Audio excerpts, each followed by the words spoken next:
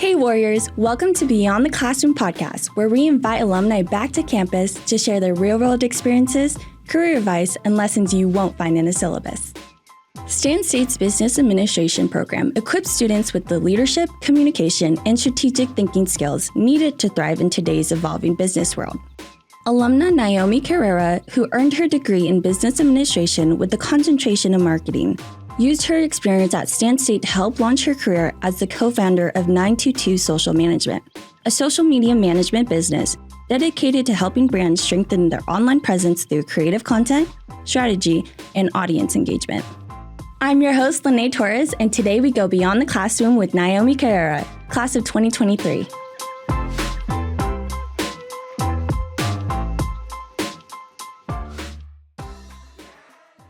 Naomi, welcome back to Stan State.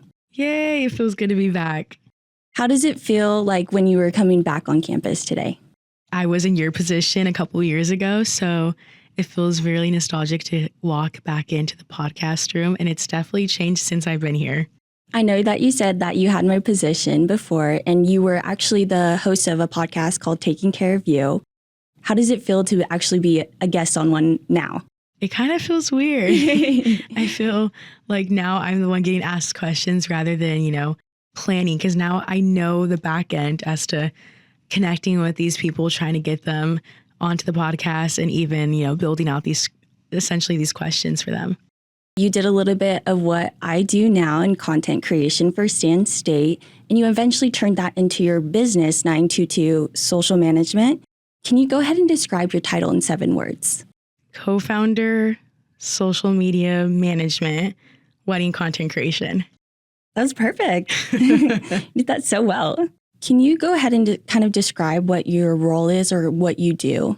Yeah, so I started 922 Social, and it is a social media company where we go into local small businesses in the area. So Modesto, Turlock, Los Baños, and we go in and film social media clips, so content creation, and we build out content lists, creative ad management, and we record, film a content shoot, edit everything, and then post it for them. And then also we started wedding content creation. So then for that entails us going and recording all the behind the scene moments of it's almost like as if we're paparazzi for them. It's like a completely different aspect than photographers and videographers. And we edit everything and deliver within 48 hours. Oh, wow. So it's a very quick turnaround, but I love it so much. I think it's so special getting to record all these moments. It's just a very intimate thing to kind of do, right? With them. Absolutely. Because you're with them the whole day. Yes. Yeah. I always say I end up becoming best friends with the bride and groom just because it's not only am I really there on their special day, which is a lot of people's special days, but after I am full on for the next 48 hours, just looking at all the clips and editing. So I'm capturing even the little details that they don't even see. We just filmed a wedding 2 weeks ago, and when they first kissed, the bride and groom, there was a butterfly that flew right across, and I edited it and I added it into all the videos. And the bride's you have no idea how much that means to me because my mom, I see her in butterflies, and I was crying I was oh my gosh. Yeah. Because you don't even think those special moments can get captured or absolutely. We have no idea that that's their relationship, but it's so awesome to hear feedback right after. Now that we have a better understanding of your career, let's jump into our Kipling 6, the who, what, when, where, why, and how of your journey. Who inspired you to pursue your career? I think growing up, it was a time of YouTube era. So Bethany Moda and, Ashley Marie or I think it's Alicia Marie. And me and my cousin at the time started a YouTube video or YouTube channel. So instead of us hanging out at sleepovers, we would have our moms take us to a video place and we would shoot YouTube videos, edit them, and post them. And it was the coolest time ever. Is your channel still up today? I think so. What was your biggest obstacle along the way? What I do is something very still new into the Central Valley. So I think just really advocating for yourself and also advocating for these local businesses that, yes, this is a new idea. And yes, this is something that they have never / heard of, I guess. But, take the risk. And we always say, like, if you don't like this in like 3 to 6 months, okay, but as of now, they've all really stayed and they end up really seeing the value in it. Here in this Central Valley, I think DMing and calling is not really the best, but instead going into these businesses and having conversations with them. And what my team does is we build out proposal decks. So we will create an entire content list and strategy just for them. Yes, it's within our ideas, but also we integrate that into our conversations. And then we also show them a bit of our work. And then I sometimes use old photos and maybe even old clips that I could grab from their Instagram. And then I end up editing it and showing them. They're like, how'd you do this? Like, you weren't even in this business. So that's definitely a good visual way to like get their attention, I guess. When did you realize you were on the right path? I think I realized I was in the right path was when I realized our client retention is really good. Every single one of our clients stayed with us, and it took a lot of convincing with those first new clients, especially 2 girls, barely no content, I guess, captured yet with their business. So it was like really good to see that like they stayed on. Where did your first opportunity come from and how did it find you? Getting the job at Stan State, getting to create content with students, faculty, the president was definitely a big opportunity that I didn't even realize at the moment. And I think having those connections really helped me know the knowledge and also talk about my experience here when trying to get these new clients. What would your advice be to students to kind of get that experience while they're here to try to build that into a career? I would tell students now to go out, and if you see a local business that you love or you go to and you shop or you go drink coffee there, go talk to them and ask them, can I create content for you? Even just to build out your portfolio. Yes, find like money and getting paid would be a bonus, but just offering them and getting your portfolio to be built out is definitely a way that I would get students to start this company or career. Why is your work important to you? When I create content for these businesses or even these bride and grooms, seeing the feedback and, for example, small businesses hearing, hey, we are getting new clients coming in because they're seeing this content, or her bride and grooms saying, like, you capture these special moments that like we had no idea even happened, I think is very fulfilling. How can students follow your lead? I would say to just put yourself out there, go to events, talk to people, record almost everything. Cause gosh, my phone is, I think, the storage of 1 terabyte. So, and that's what I have 2 phones. So yeah, record everything you possibly can and edit and start building that portfolio. What would you say are like some of the tools that students can use to build a portfolio that you use if someone's interested in getting into content creation? iPhones is what we mainly use, and iPhones are amazing. They are a powerful tool that everybody has. So definitely going into your settings and making sure that there's some settings that are like formatted that you could like boost your content. CapCut is my favorite. It's so accessible and so easy for anybody to use. And then Canva could also be a new one that I know they're using a lot of AI tools that is just very easy for people to just build out carousels or use different formats to make their content, I guess, more enhanced, more creative. You worked for the Marcom department at Stan State. Can you kind of go ahead and give us a little bit of background of how that kind of led you into deciding to start your own business? Working at Marcom, they were always just such a big support team. I never felt like it was like they were bosses. I almost felt like they were like family. So having that, I guess, as like a support system really helped me. And they showed me ways to, communicate with people because I am pretty shy. So having them as a support system to get me these new connections, and then not only that, show me tools like CapCut and even like the structure. I think Marcom is very detailed and organized. And I think that is one of the biggest tools that has helped me with this company. Clients literally compliment the way that I structure my business, and I give it all to them. Yeah. Do you feel like you've transferred all of your skills that you learned here and into your business now today? Yeah. Our team is all alumni from Stan State. Wow. Yes. That's awesome. We all are from Marcom too. Yeah. So I think all of us, it's funny because our employee, Kayla, she was like, hey, this is like a tip that you learned from Marcom. I said, yes, it is. Yes, it is. So I think definitely they have helped lead the path.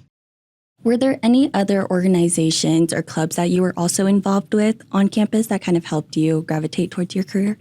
Yeah. I mean, sadly, I was in school during prime COVID time. Okay. Yes. Yeah. So I think really my only organizations that I was involved with was Marcom. I also was in the marketing club, but I think it was still slowly integrating into like meetings and stuff like that. I think now they're flourishing, but yeah, I was sadly during COVID time. At least you know and got all your stuff from Marcom, and you were able to transfer all of that into your business. Absolutely.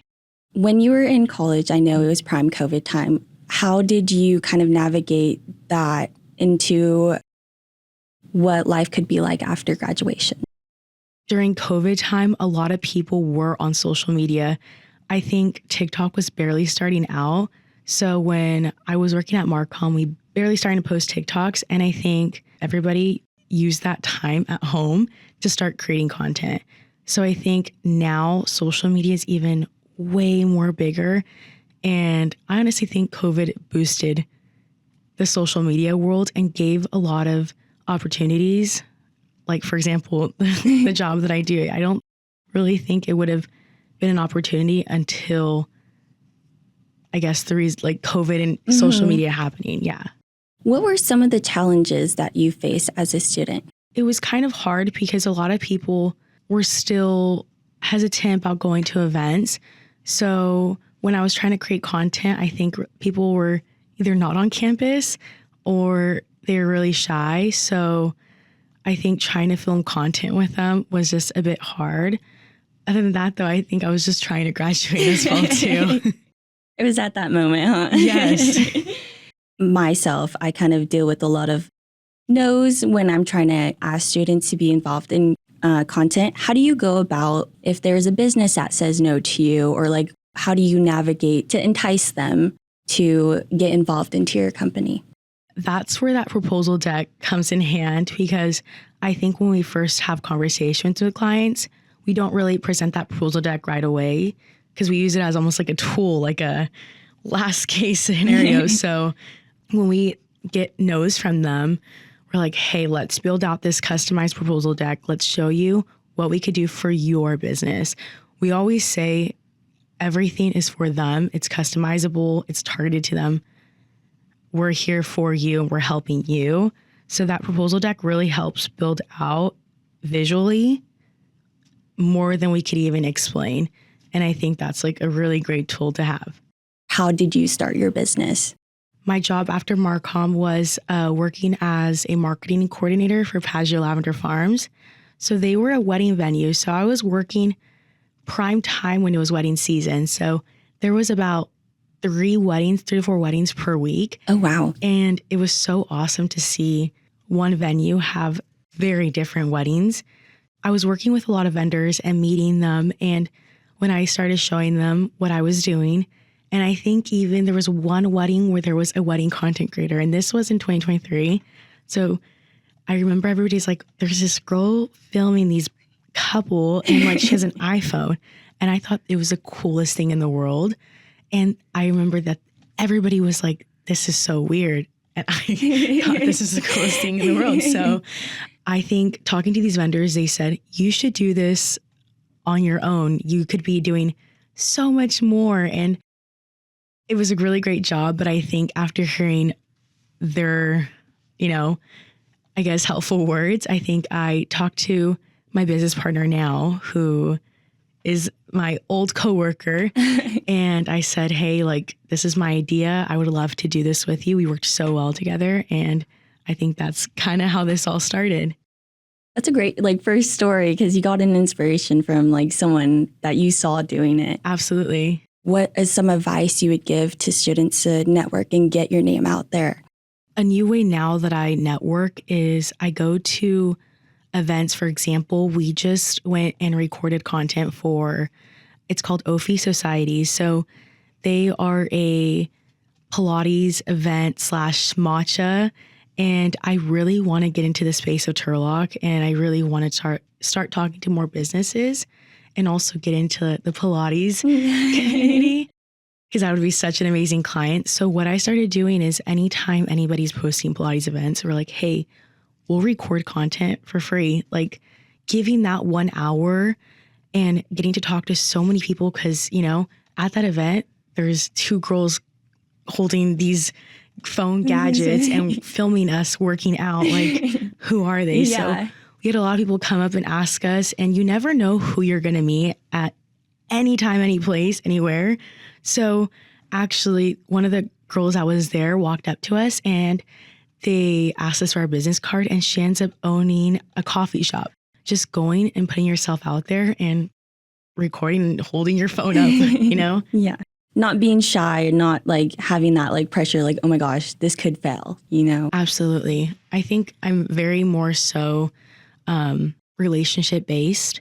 I love connecting with my clients because the more I get to know about them, the more I get to know how they want to run their business, and I know where their goals are for their business, which helps me create the content and know what they like and what they envision for their business to help it grow.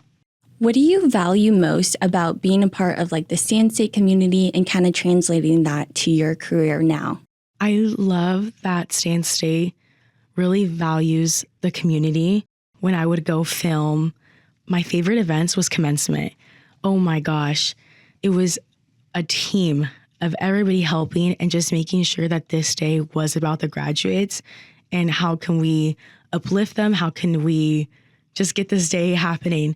I would text Leslie, my coworker, okay, are you filming this side? Are you filming this one? Okay, get this. Oh my gosh, I got this captured.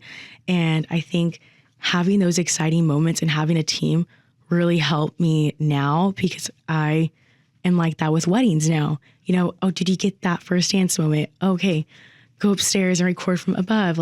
So I think that definitely integrated into now where my business is. Having those live events and capturing those special moments, that is so awesome that you get to do that.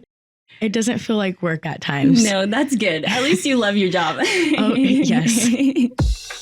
Now we're moving into a segment we call Questions from the Classroom. We ask current students to submit a few questions related to your field, and we pick 3 that they're especially curious about.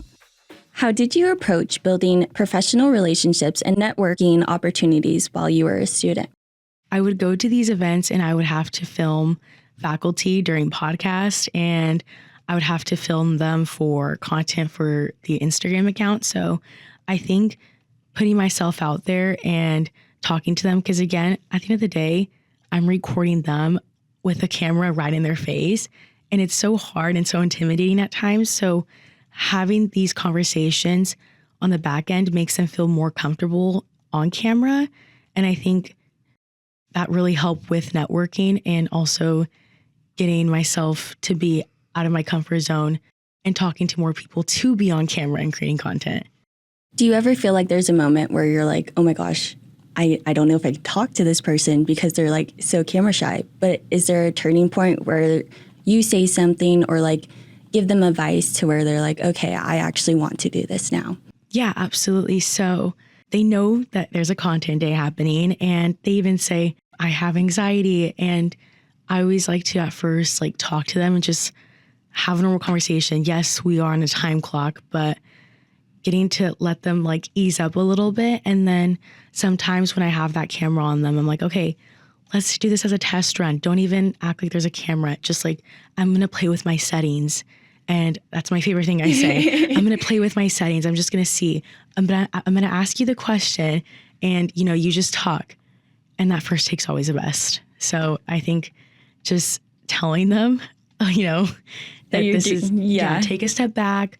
Oh, this is just a trial run. And it ends up being the best one. How did you know you were ready to turn your degree and experience into your own business? This business is something very new in the Central Valley. And I knew that this is something that could be used as a tool and could be flourished with local companies. And that's something that Stan State has always integrated into me, is that give back to the community. So I really wanted to start this business and I had this passion. And I think using my degree and using my experience, I knew that if I had the support system, I could take this onto a company. And at the end of the day, your passion is going to be the biggest drive than having that, I guess, that financial mindset. So I would just say, if you have the passion for it and there's something, or this is something that's in need, use the tools you have and run with it. And the last question, what advice would you give students who are unsure whether they want to work for a company or eventually start their own business? If you're going to start a business, you really got to love what you do way more than a 9-to-5 job. I would say I work probably more than a 9-to-5 job, especially starting this business. So ride along the wave and really, really love the process, because it is a journey of ups and downs. To kind of talk about the ups and downs, was there ever like a point where you're like, oh my gosh, I don't know if I could do this? What kind of got you out of that mindset to be able to pursue this? I'm really glad that I had my business partner, because when I was at, 50%, she helped me. She filled my cup up, like, essentially. And I think having that support system where if I'm feeling like down, she helps me and vice versa. So there's been multiple times where we are struggling with content. And I think having such a creative team helps us, because it's like, hey, I can't think of content ideas, and then I fall back on her and vice versa. Yeah. That's great that you're able to have such a tight-knit team to where you can like offload a little bit of stuff and they could do that as well to you. Yeah, absolutely. Now we're moving into a segment we call Imagination Time. This is where we get creative with a fun hypothetical question related to your career path and experiences. If you could design a course at Stan State for students interested in owning a business, what would you call it? And what is one lesson you'd make sure every student leaves with? I would call it Content Creation Crash Course. I would have students leave with the tools of going into businesses and using that as almost like a final project and creating as much content as possible and leaving with this big portfolio. I wish there was a class that actually gave that opportunity. In all of the work that you've done in all the businesses that you've helped grow their social content, is there one specifically that you're very proud of, or like the very first one that you ever did? So we do have one client. It's a medical practice. And when we first got them as a client, all they wanted was just to have a social media presence. They never wanted to get more patients into the door or have any other goals, except their name is called Family First. So they're like, make that family first known through social media, which is okay, absolutely. So we're going to build out comedy reels and also we're going to build out educational content, because I wanted to use that educational content to educate the audience and know that they are putting pregnant moms first. And what we did is actually within the first month, they were getting about 1 million. Like, yes. Oh, wow. That's awesome. Yes. And I think showing that to them, they took a step like, oh my gosh, like this could be something big. And for them, we actually had 2 other companies that wanted to kind of almost sponsor a partnership with them. So I think this is actually, it's grown into something bigger than it is. And I think it's so unique because they're the client that like didn't want anything, yeah, I guess like numbers wise coming in. So I think it's so cool to, I guess, see them. Any last advice you would give students who want to kind of get their foot in the door and how to make that happen rather than just going to business and starting content creation? Is there anything that they could do now at Stan State that you can think of? Going to clubs. I wish I did more of that. Even creating content with your friends. I think just even building out your personal page is fun. And also you have that portfolio and it's not so serious as to you having to walk into businesses and talk to them. But instead you're learning and you're using CapCut tools and Canva. And I think having that knowledge would definitely help when graduating and wanting to start this next step of building a business. We talked a lot about your career today, but if we go beyond the classroom, what are you most proud of in terms of personal growth? Getting to go to businesses and have these conversations with people who I never thought that I would. So I think definitely my personal growth is just putting myself more out there. I really appreciate you coming today and doing this. You did an amazing job. I cannot tell that you're shy at all. Thank you. Well, it was a pleasure talking with you today. Thank you for coming and sharing what life is like beyond the classroom. Thank you. This podcast is produced by the Office of Strategic Communications and Marketing at Stanislaus State and recorded in the studio of our campus radio station, KCSS. You can find this podcast at csustan.edu/podcast, and you can follow and subscribe on your favorite podcasting platform. Once again, I'm your host, Linnea Torres. Thanks for joining us beyond the classroom.